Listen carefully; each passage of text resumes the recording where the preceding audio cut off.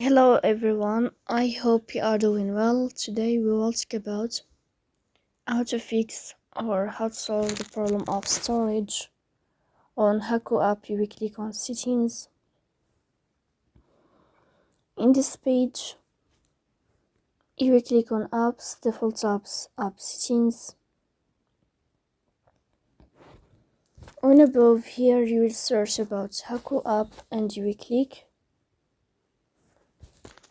In this window of app info you will click on first stop and you will click OK. Here you will enter to the window of storage. Then you will click on clear cache. In the end you will turn off your phone and you will restart your phone again. So please don't forget to support us by like and subscribe.